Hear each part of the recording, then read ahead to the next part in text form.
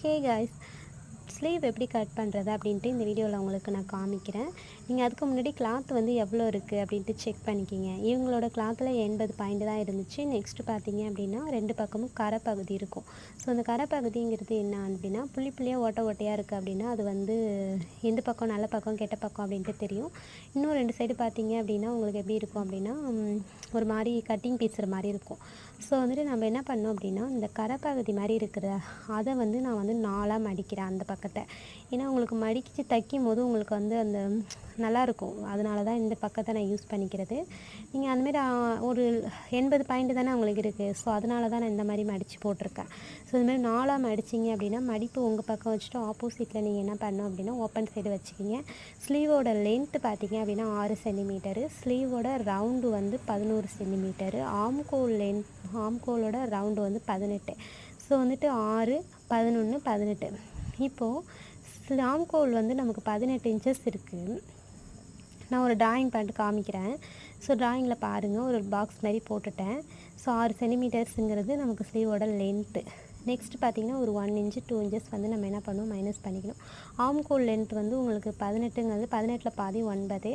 9 2ஆல் divide பண்ணிங்கன்னா அது வந்து 4.5 வரும். அந்த 4.5ங்கிறது ஆம்கோலோட அந்த பெண்டுக்கான ட்ராயிங் பண்ணிவிட்டு நெக்ஸ்ட்டு வந்து இந்த 11 ரவுண்டு இருக்குல்ல அது வந்து அதில் பாதி 5.5. ஸோ இது மாதிரி ஷேப்பில் தான் நான் இப்போ வெட்ட போகிறேன் அப்படின்றத உங்களுக்கு காமிக்க போகிறேன். நெக்ஸ்ட்டு வந்து இந்த 1 இன்ச்சு வந்து நம்ம எப்பவுமே மடிக்க அடியில் ஸ்லீவை மடிக்கிறதுக்கு நம்ம வந்து 1 இன்ச்சு வந்து விட்டுட்டு மேலே பேலன்ஸ் வந்து 6 சென்டிமீட்டர் கரெக்டாக அளவு மார்க் பண்ணிவிட்டு 1/4 இன்ச்சு வந்து ஷோல்ட்ரு ஜாயின் பண்ணுறதுக்காக ஷோல்டரும் ஸ்லீவும் ஜாயிண்ட் ஆகிறதுக்கு போது 1/4 இன்ச்சு விட்டுடணும். ஸோ அதுமாரி ஸ்ட்ரைட்டாக ஸ்கேல் வச்சு கோடு போட்டுருங்க.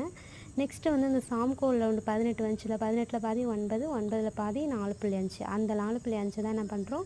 ஸோ அப்படியே நேராக வச்சு அதுக்கு நேராக ஒரு கோடு போடுறேன். ஸோ வந்துட்டு அந்த கோடை அதுக்கு நேராக கரெக்டாக போட்டுக்கோங்க. ஏன்னா நான் கொஞ்சம் தள்ளி போட்டுட்டேன். ஸோ அதுமாரி கரெக்டாக நேராக போட்டுட்டு நெக்ஸ்ட்டு வந்து இந்த ஷோல்ட்ரு ஜாயின் பண்ணுற இடத்துல ஷோல்ட்ரு பெண்ட் ஆகல அங்கேருந்து நீங்கள் என்ன பண்ணணும் ஒரு 1 சென்டிமீட்டர் வந்து நான் 1.5.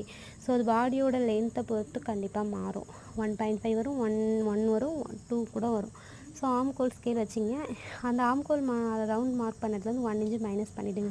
ஸ்லீவோட ரவுண்டு வந்து நான் 11 சொன்னேன்னா 11ல் பாதி 5.5 தானே. ஏன்னா நம்ம ஸ்லீவை வந்து 4ஆக தானே ஃபோல்டு பண்ணி வச்சுருக்கோம். ஸோ அதனால் பாதி. நெக்ஸ்ட்டு வந்து அந்த 1லேருந்து நீங்கள் என்ன பண்ணணும் அப்படின்னா ஆம்கோல் ஸ்கேல் வச்சு அப்படியே ட்ராயிங் பண்ணி கர்வ் போட்டுருங்க. ஸோ இவ்வளோ தான். நெக்ஸ்ட் வீடியோவில் நான் உள்வெட்டு எப்படி வெட்டுறது அப்படின்றதெல்லாம் நான் உங்களுக்கு திரும்பி அதை பற்றி சொல்கிறேன்.